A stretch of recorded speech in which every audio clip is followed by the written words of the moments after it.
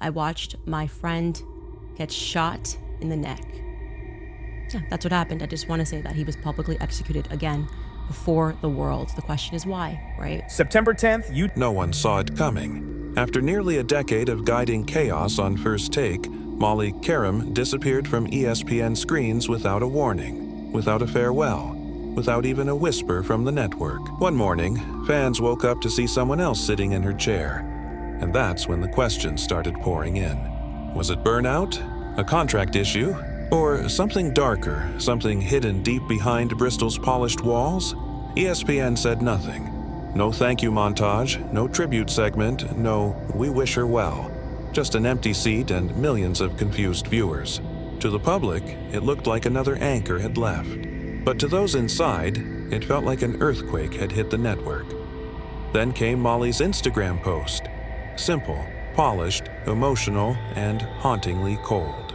She thanked her fans, her crew, and her years on First Take, calling it an unforgettable journey. But one thing stood out like a flashing red light. She never mentioned Stephen A. Smith. Not once. No tag, no thank you. No memory shared. For nearly 10 years, they sat across from each other every weekday morning, building the show into a sports television empire. Yet, in her final words, his name didn't exist. Fans instantly noticed. Where's Stephen A? Flooded the comments. Within hours, her farewell post became a digital autopsy, dissected line by millions trying to decode what she didn't say.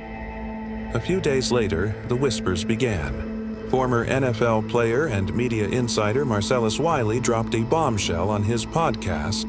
She left because of money and power. According to him, Molly didn't just walk away.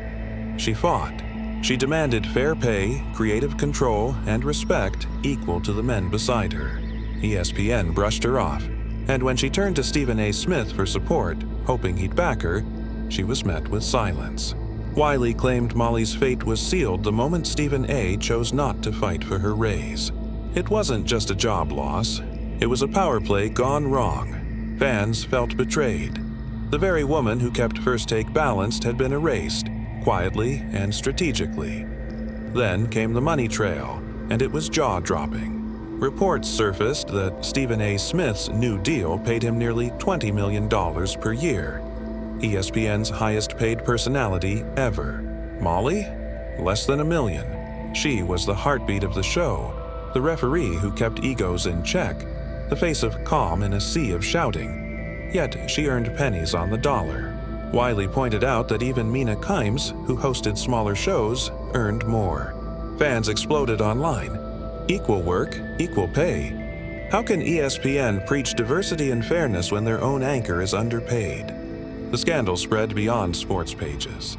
It became a cultural flashpoint, a debate about gender, power, and pay in one of America's biggest networks. When the headlines exploded, ESPN went into damage control. Executives issued robotic statements. We wish Molly the best. There's no drama. This was a mutual decision. But fans weren't buying it. ESPN's PR tone was too smooth, too careful. If everything was fine, why not give her a proper send-off? Why scrub her name from First Take's social bios within hours? Why roll out guest hosts the next morning as if nothing had happened? Inside, sources whispered that executives were terrified of making Stephen A. look bad, that protecting their golden brand meant erasing anything that might tarnish it. ESPN wasn't telling the full story. They were burying it. Stephen A. Smith eventually addressed Molly's departure on air. His tone was somber but cautious. I love Molly. She's family. She's one of the best I've ever worked with. But the moment he said it, fans noticed something off. The words sounded rehearsed, not heartfelt. It was as if a PR team had written every syllable. Then he added, "Do I know what happened? Yes. Am I going to tell you? No." That single line ignited chaos online. If he knew the truth, why hide it? Was he protecting ESPN or himself? Analysts and fans alike tore him apart. If she was your family, one fan wrote, you'd have stood up for her. His carefully crafted tribute felt more like a eulogy for his own reputation. As Molly's chair remained empty, Something strange happened. Stephen A's empire grew. Suddenly, he wasn't just the face of First Take. He appeared on NBA Countdown, Monday Night Football, and special events. His voice was everywhere. ESPN rolled out new promos calling him the face of sports television. His contract ballooned. The timing couldn't be ignored. One host vanished while another's spotlight grew brighter than ever. Fans began calling it the Stephen A takeover. Some saw him as unstoppable. Others saw a man who benefited from silence. The question loomed: did Molly's exit clear the path for Stephen A's dominance? Just when fans thought the dust might settle, ESPN made another shocking move. Within 48 hours of Molly's departure, the network announced a shiny new deal for Malika Andrews. She'd host more shows, gain more airtime, and step deeper into the spotlight. To many, the timing was too convenient. Had ESPN already planned Molly's replacement? Insiders suggested this was months in the making. A carefully orchestrated shift to make First Take younger, leaner, and more corporate-friendly.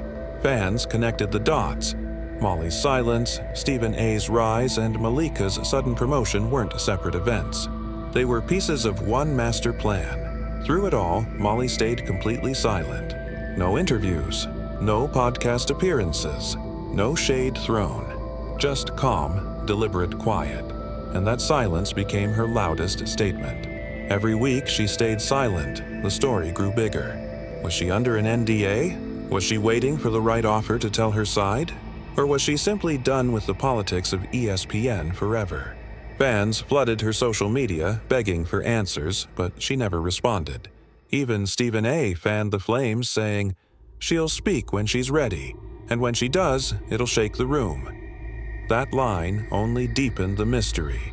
What was Molly holding back? Zoom out, and Molly's exit feels bigger than one woman leaving a show. It's a mirror held up to ESPN, a reflection of what happens when corporate loyalty outweighs fairness.